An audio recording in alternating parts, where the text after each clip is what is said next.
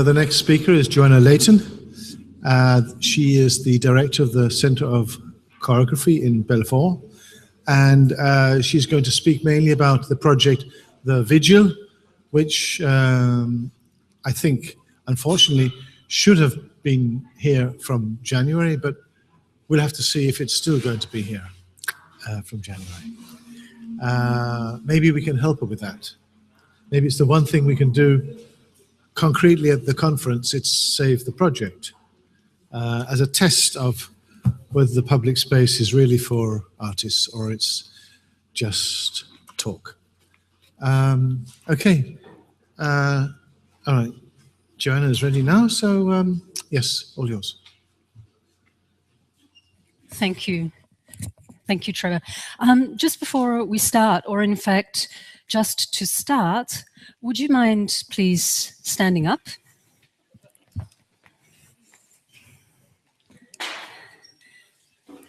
And I'm going to ask you to sing. No, I'm only joking. It's going to be even worse. No, I don't use such big words. Okay, I just want you to put your arms down the length of your body, take your hands out from your pockets, and I just want you to stand there and hold a presence,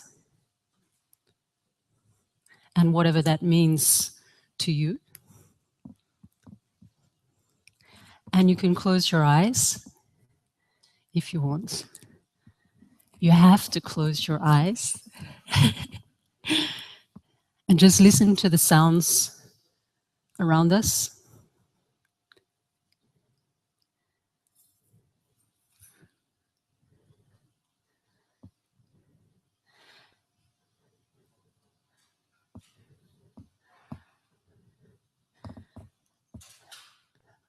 And then we're going to open our eyes together.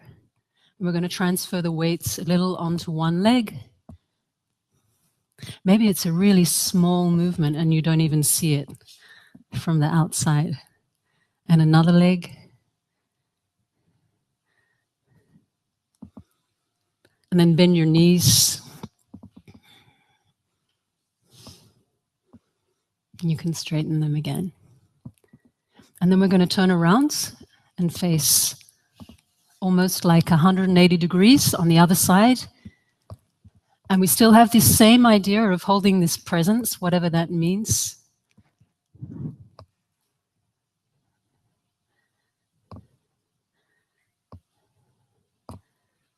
Out onto the city, beaming out. And we're aware of thoughts that come into our head, and that's fine, and they go away again.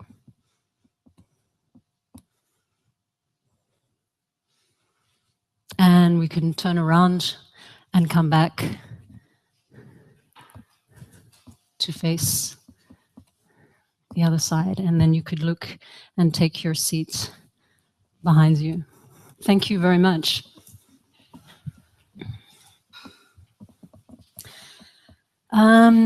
Today, Werner invited me to talk about a project that has become a labor of love over many years, and particularly between us has become a labor of love.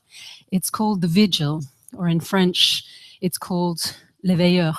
I'm going to have the opposite problem in that English is my mother tongue, but I'm so used to talking about my work in French, where I live in France. I'm going to stumble, no doubt, over my words, but I hope I can make myself understood. The Vigil is a project where I ask a person to go up onto a high point in a town and hold a presence at sunrise for an hour. And then another person goes up to this same high point in the town and they hold a presence for an hour at sunset. And the project actually takes 1 year to perform, and it involves 732 citizens of a town or a region. And of course, it involves the town who watch this performance. And it's called the Vigil of whatever town we do it in, the Vigil of Graz. Let's be daring. Die Wachte von Graz. This project actually started in September 2011 in Belfort in France, which is on the eastern side of Belfort, about an hour away from Basel or an hour and a half away from Strasbourg, or 5 hours from Paris or 5 hours from Brussels. It's kind of like the town you go through when you're going somewhere else. And I worked in that town for 5 years, between 2010 and 2015, when I was directing the National Choreographic Centre of Belfort. It's called a CCN. And there are 19 of these structures in France, which are all directed by choreographers. I'm a choreographer. And they're run with a team. I had a team of 10 people running that place, plus the artists who would come in and work for this project. I say was because I left the CCN about a month ago, and I took up my project, which is called Walden. Walden, as I'm sure you know, is a novel written by Henri David Thoreau in 1854. So 1854. He wrote this project called Walden. It's spelled a little bit differently to this. This is the contemporary spelling. For me, this is my company. It's a philosophy and a project, I guess. And in fact, Thoreau, he was at a point in his life where he left society and he went and lived in the forest by a lake, Walden, for 2 years, 2 months and 2 days. And in that time, he wrote a book called Walden, where he gives like a critique of society. He says, you think you bought your house, but in fact, buying the house buys you a certain mode of living, where you become perhaps a victim of having bought that house, which you see as an act of complete freedom and ownership, but in fact, you give away your life. And after some time, he also wrote another novel called Civil Disobedience, which of course is a very iconic work that then became referenced by Gandhi, by Martin Luther King, by 68 generation in France, etc. And in naming the company Walden, I kind of wanted to think about this act, which I think is really relevant today in this world, where perhaps as an artist you have to enter into a certain mode of production to make a certain kind of work on certain sites or on certain bodies. And I kind of wanted to question that and find new ways of producing and making work. So we're at the beginning of Walden. I'm a choreographer. I've been involved in dance all my life. And that's not one of my works, that's a work of Bob Smithson, who's a bit of a kind of icon for me and my work in land art. So like 1970, Bob Smithson made this spiral jetty, and we can even see here the little tiny people. So like there's this really massive scale where he's kind of dug the earth and moved all of this basalt and put it into this spiral during the 70s. And it's still there today. So it's like this permanent sculpture that stays in time and gets changed and moved on by the weather and the way that it's treated and who is walking on it and who is actually making it active in that time, or the weather is making it active. And of course, land art, or this idea of leaving traces, creating rituals for people to come and go, has existed in our time for years and years and thousands of years. But it's really the time when we coined this term land art. And my work really has evolved over many years. I've worked in performance and really as a dancer and then as a choreographer for about 25 years. I trained in Australia. I danced with a national company in Australia. I moved to Europe. I lived in London for 2 years. I lived in Belgium, became a fellow Belgian citizen. For 18 years I lived there, and then for 5 years in France. And over this time, I was originally making work for professional dancers for my company on stage. And then over time, I became really discontent with this relationship of performing in front of a public. And I started to try to blend that kind of wall, that fourth wall, and started by initially asking the public to come on stage with me, surrounding the performance so I could work for them individually.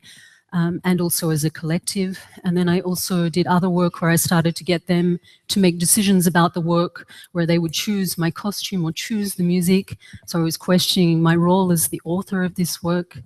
And then eventually, when I got to the Choreographic Centre, I decided to really open up another side of my work, which was really about leaving this theatrical space and working with people's bodies and working outside of the theatre.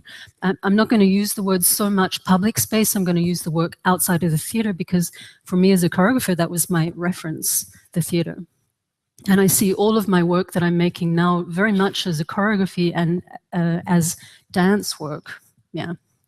And when I wrote the project for this National Choreographic Centre, I was really kind of interested in working in that constraint of this national institution, where my question was, I understand how the choreographic works for artists. I understand where we could invite choreographers in to come and work in the Choreographic Centre. We can produce their work. I can produce my own work. We can mount European projects. We can work on training for dancers. But I'm less convinced about the constraint of how that connects to the public and to the people who are living in the town and in the region. And in some way, this project was an answer to that. It was really about trying to involve the public in the life of the Choreographic Centre.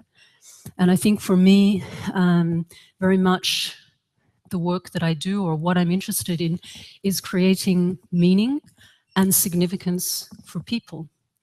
That's it. It's not more complex. And in some way, this project, the Vigil, is an attempt at that.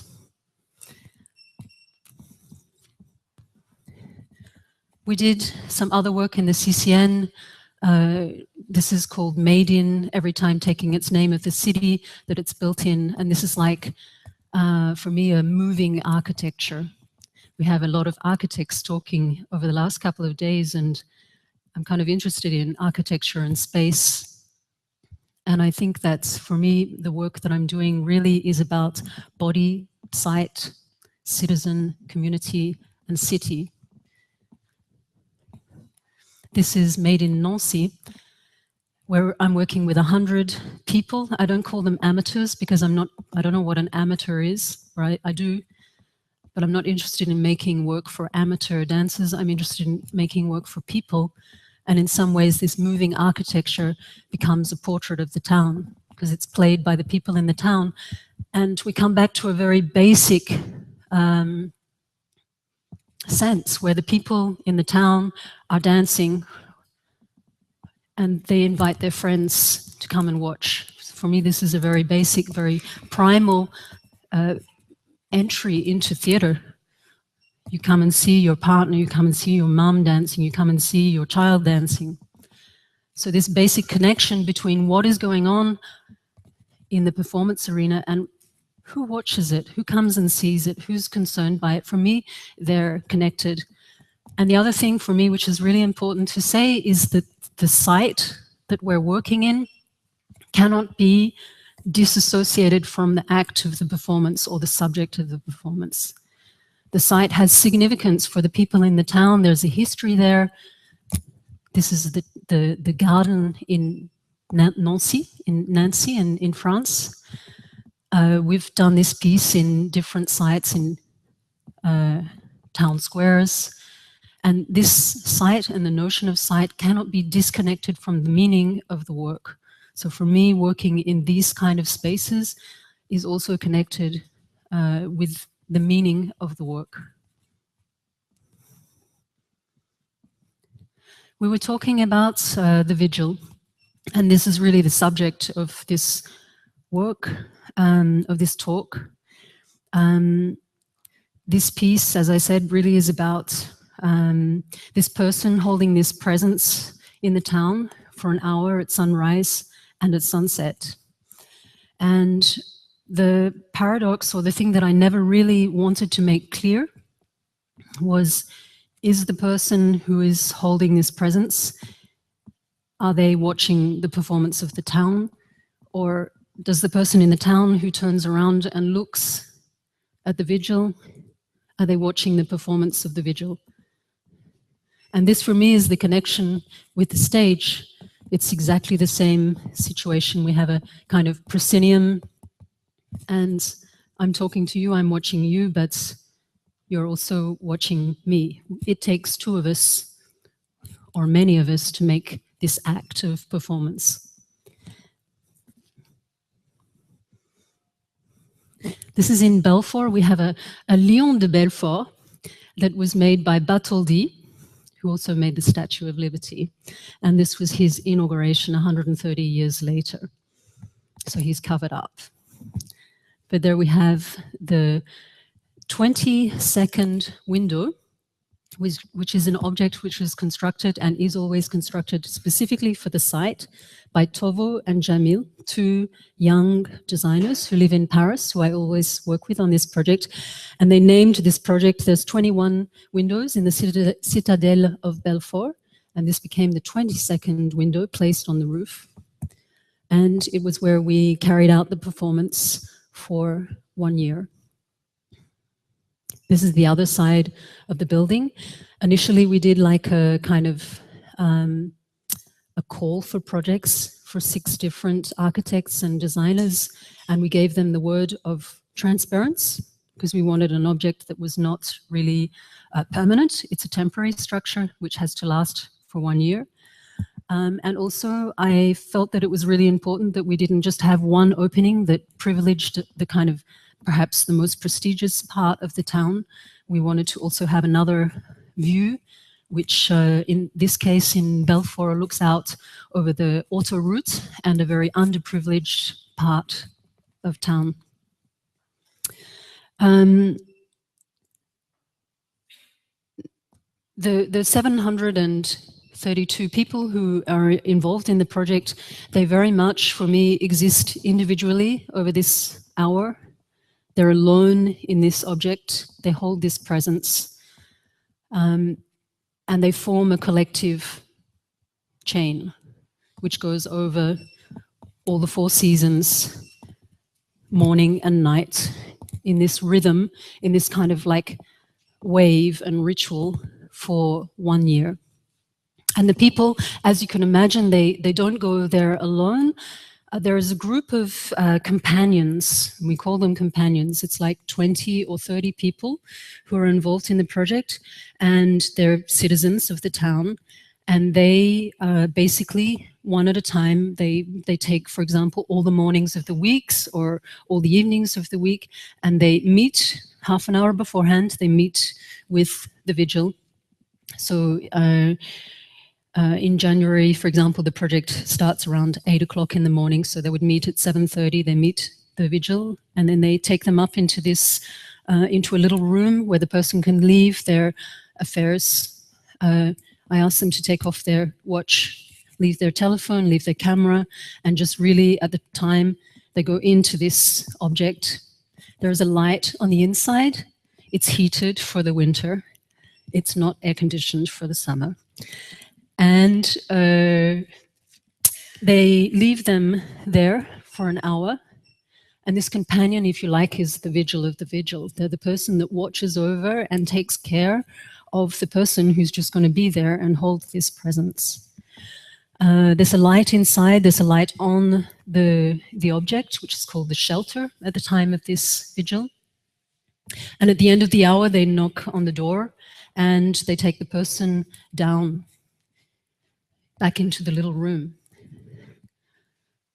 Of course, it's not about watching the sunset or the sunrise, it's about holding a presence.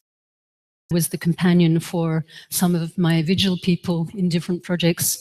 I really love this time of year where you cannot see anything. And often people are really disappointed and they say, no, but we can't see anything. Can we come back tomorrow? And so it's really about this thing of holding presence and not about particularly watching the sun. We did this project in Belfort in 2011-12. We started the Vigil of Laval from September 2012 to 13. At that time, the object was in this garden, perched on this medieval wall. And always the same designers come and create an object which is specific to this site. It's the first vigil. And this is at a high point on the town, looking down over the river. And I don't know if you can see up there, it's opposite on the other side of the river. It's up there, and you can really clearly see this person standing there and watching and holding this presence. We did it in Rennes, and this is also part of my connection with Werner, because Claude Guinard in Rennes from Les Tombées de la Nuit is part of this In Situ réseau. This is the mayor of Rennes who's done the first vigil. And this is the first time that my stage became a building. And it's the first time that I have ever been involved in putting performance on top of buildings, which I will talk to you about shortly. And this object gives onto like a town square, and it should be visible from from different points in the city.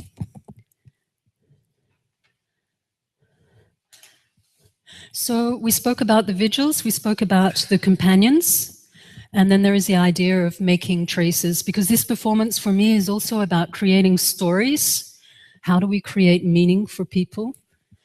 For me, it's about really engaging them in an act so that their intention can become very clear. So, in fact, the companion has to take a photo of the vigil straight after. And when they've finished their vigil after 1 hour, and they also have to take a photo over any point, at any point over the town. So over the year, there is this building up of images that are taken by the citizens themselves. So this is one of them, one of the pictures. Oh, I don't know who that is. And that was the person who decided, the companion decided to take this picture, which is looking out onto the rempart, onto the, how do you say that, it's like a military site, so it's in Belfort. It's Madame, looking onto the car park at the foot of the citadel of Belfort. And we come back to summer, where we have a FIMU, the International Music Festival. So it's really, the town goes about its life, and somehow the vigil just watches over the changing landscape of the town through the year. Because change doesn't have to be particularly monumental, does it? It's just daily movement and daily action that gets watched in this project. There's also a training for the vigils, in that lots of people hear about this project in many, many different ways. And so once a week, we hold like a training for the vigils. And you actually did a small part of this training in the beginning of this. And normally there's around 30 people who are present. Everyone has to do this training. And we normally place people in a circle. And we give a very simple discussion about what this vigil is, what it means, what we expect of them, no mobile phones, why we do it. We do a tour. Everyone basically introduces themselves. So it's also about connecting this collective part of the group. The vigils have chosen their date to do this performance, and so there are a lot of significant moments for them in their lives. It can be things like they're having a birthday, or someone in their family is having a birthday, the birth of a first child. It can be things like, it's when I moved to the town, or we are doing the project in Haguenau at the moment, which is just north of Strasbourg, and it's on a military building. And so some people who had worked in the building, which is now a disaffected building, came back so that they could, after their retirement, they came back so that they could watch over the town from this very specific site. Then also at the end of the vigil, there is I ask people really to write something. This is complex because I know that some people spend their vigil thinking about what they will write. But the idea is just to really capture these traces. I don't mean this again in a monumental way, I mean it in a very simple way, just at that point in time, what were you thinking about, or what did that mean to you, what comes across.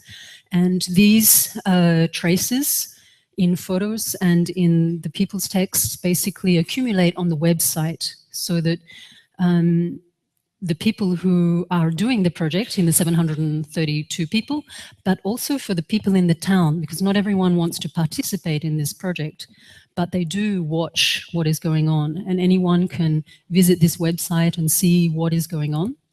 We know that people watch this project. It's really not only a project for the 732 people, it's really a project at the scale of a city.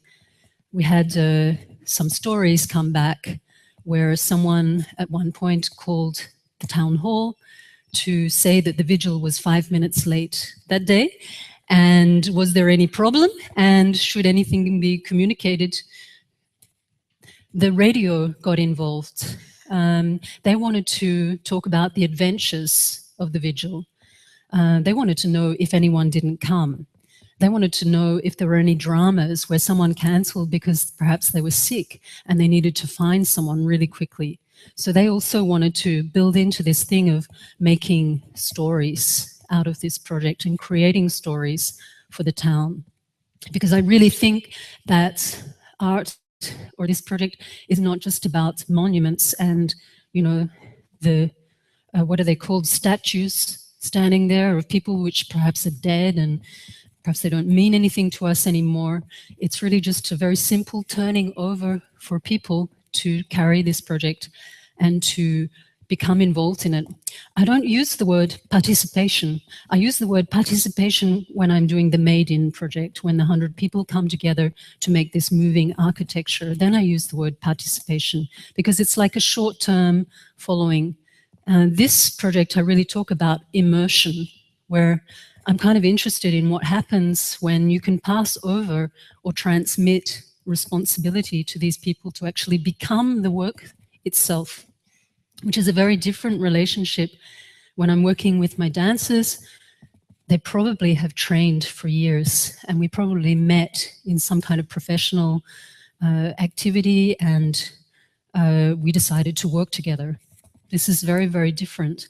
And I really need, for this project to be successful and for this project to work, I really need it to be represented by people who live in the town or in the region, or who come specifically to be part of the project. And there is a big work on finding these vigils, because I always felt that the project would be a big failure if it was only our public that came to the CCN to watch our dance performance. I thought that would really be a big failure. For me, this project should be carried by as open as possible cross-section of the public. But as you know, it's not just a matter of informing people and putting an announcement on the radio or putting an advertisement in the public, you know, in the town newspaper, or handing out brochures. It's not about that. And we really had to do a big work on making it possible for people to actually participate in this project from all cross-sections of life. And we knew that the poorer people of the town would not just come and take their place. And so we had to do a big work.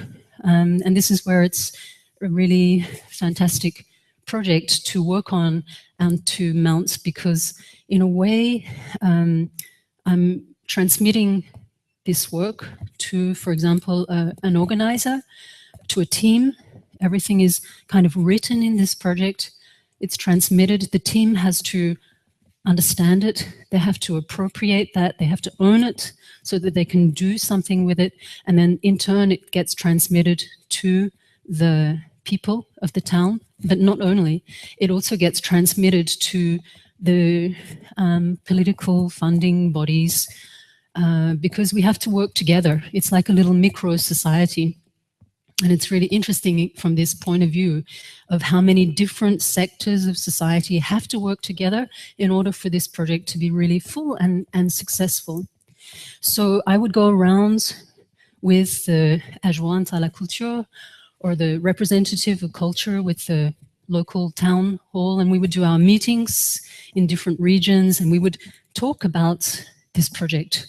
And then it started to happen. I want to be part of that. I'm going to have my 83rd birthday. I'm going to be the oldest Vigil.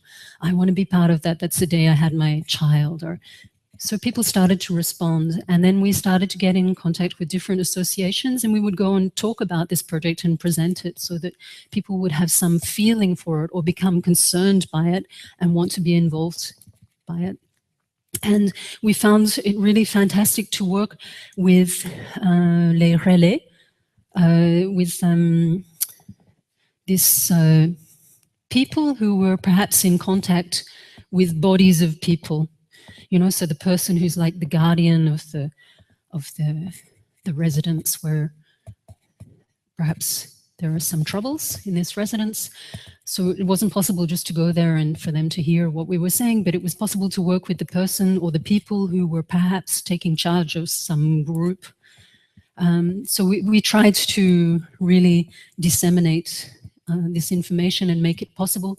And then those people often became the companions of the project. So the person who was perhaps in charge of this group of adolescents who were perhaps in a bit of trouble, they became the companion of the project, so that they would be trusted to actually let them participate into, not from our point of view, but from the young people's point of view. Watcher. So this is my favorite photo. This is Claude Guinard. And it's true that when I first thought about this project many, many years ago, there was no object, there was no shelter. It was really just standing there. And I thought that Claude was really like the wings of desire here. It's just, you know, watching over. This is a bit the technical side of the organization. Oh, I forgot something as well. As part of the project as well, we spoke about this training for people to come once a week. And then also there is a meeting every, like 4 times a year. 3 months of Vigil, people come together and we create an event. And often I try and perhaps perform a small extract of my choreographic work, or perhaps we invite someone, a choreographer, to come and do something, because it's important for me to keep reinforcing that it's a performance and it's coming really from a very specific place of a choreographer. And that's a bit the reference. And where is, so that we can talk with people about where the dance is in this project. Is it this notion of this wave, this movement, like other movements? You know, we work on bus zones and the bus, you know, the circulation of people in a town. But here, this is another movement, a new movement that gets created in the town over a year, this kind of wave of presence and this ritual that goes on. And often people think that eventually there will be some dance, you know, like there would be some gestures, or it would be appropriate to do some gestures, or it would be appropriate to do a dance or something formal. And I'm always like, no, it's not working on that level. It's working on another level. The dance is the presence here. It's just the connection. L'ouverture à l'autre, the openness to the other. So it's like this mirror relationship. That's someone else doing a vigil.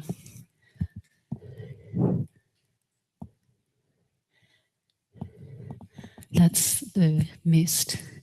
My favorite choice of site. So from the time when someone becomes interested in this project, it's a very, very, very, very, very long relationship of work. until we can actually get this up and running. So the first thing that happens is choosing the site. And for me as an artist, really the site is the most important thing. Everything comes from that place. Site can be on a theater, site can be on a hill. Oh, is that, I thought you were saying bye, and you're saying 5 minutes. I thought Trevor's leaving us. Oh no, I have to take over and become as responsible and talk as fluently as Trevor. Oh my God, that's okay. So this is the site in Rennes, and this is Benjamin and Nunja who create the object. This is Claude's, one of the sites in Rennes. And I thought, okay, we'll just get to that first level. This is good. And then we went to the second level. I said, oh, okay, this is good. And then there was this little ladder, and he actually made us climb up inside of that cube up there, because it was one of the possible sites for the Vigil in Rennes.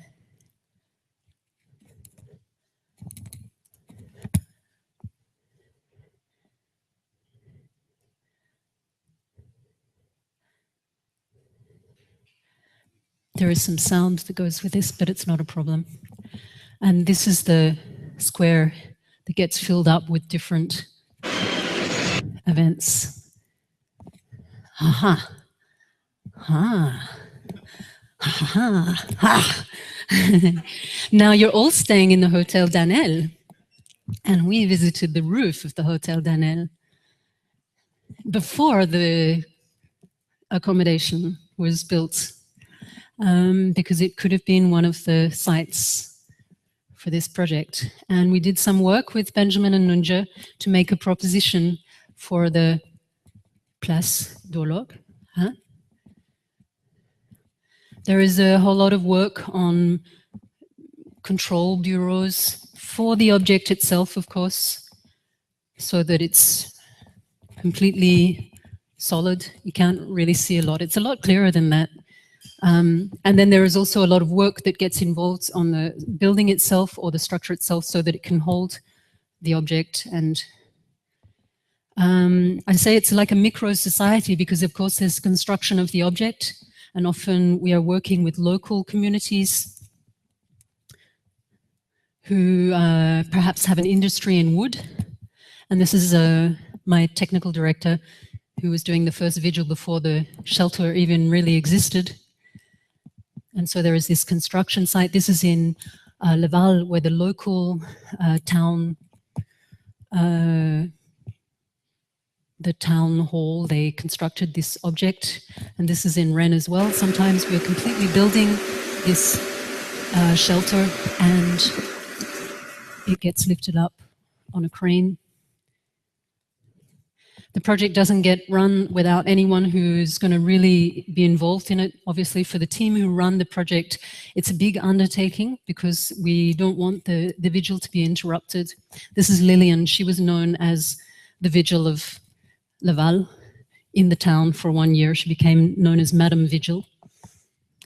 And this is Claude. We transmit also a whole graphic line. There is a whole communication on the website, the documents that we have to produce and when we have to produce them, the press.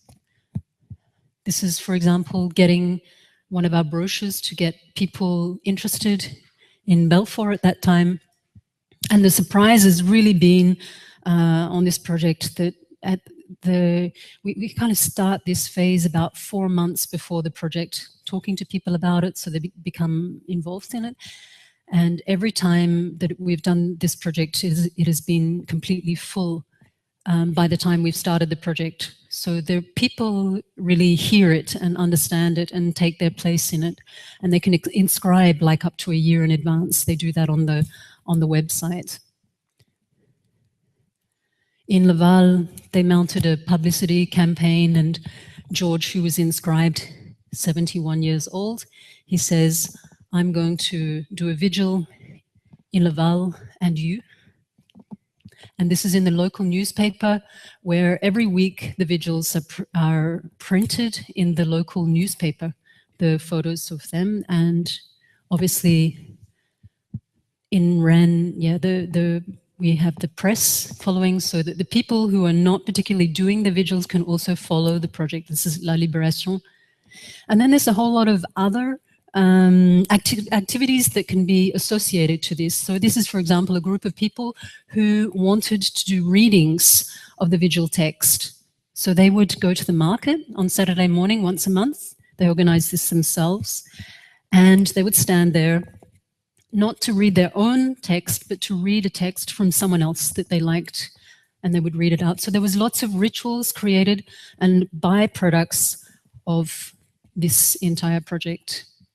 There's a training that's done by the team, it's done for the companions, it's done for the teachers who teach these workshops. And then at the end, there is like a final celebration. And this is in Laval, where we do like a human chain. So in fact, I work with the choreographers or the dancers from the town, and they transmitted this kind of idea of this chain to the people. So they became involved in as well. And this is in Laval, where we did this chain of people on the opposite side of the riverbank. So this happened at the last vigil, and we had about 3,000 people in the town to go on this parade. Trevor's stressing me out, so I'm going quickly now. We had a big party, and then the morning afterwards was the last vigil, which happened in silence, as it's intended. This is in Rennes. They did a half-hour vigils overnight, 12 hours of constant vigils, and they equipped, they put a LCD screen on the front. You see the vigil up the top. And then they made a place where people could stay overnight, where they showed photos and they played recordings, and you could even sleep there. Isn't that fun? Voila. And this was very beautiful. And this is the Last Supper. The town offered the people a breakfast after the last vigil in Rennes. And we had a really long table, and it was just a kind of silence and people talking about the project. We break down the structure, and then we make a book. I have the book there if anyone would be interested in reading it. There's some of the people in Laval. There of Haguenau is going on at the moment. Interestingly so, they have a site which is very similar to here. It's a new part of the town, like a no man's land, and they're doing the project for their 900 years celebration. And they wanted to install the vigil on this disaffected army building so that they could get people to start coming and create significance for people in this town, and to create stories. This is some of the photos. And then in June 20, we have this new vigil object. You know why the stairs are like that, so long and open? Any ideas? Wheelchairs. It was really important for the theater in Freiburg. This doesn't exist, it's a Photoshop. It's an example of what it will look like, but it was really important for them that every person could participate, so that we made this very long, sloping stairway. And to start the vigil in Freiburg, I will walk from Belfort to Freiburg. I'm going to follow the waterways, because for me there is something about these passageways of water. It'll be about 120 kilometers, and we will arrive for the first vigil and for the end of the first vigil. And the idea is that this walk, which will happen over 4 days, is open for anyone to join. It's not just a solitary walk. It means that the people from Belfort, because I will leave from the vigil site in Belfort, we will also walk some of the way together, and anyone can accompany this walk. And then afterwards we arrive for this last end of this first vigil, and the idea is to put a big table and for the vigil to come down and we eat together. Thank you very much.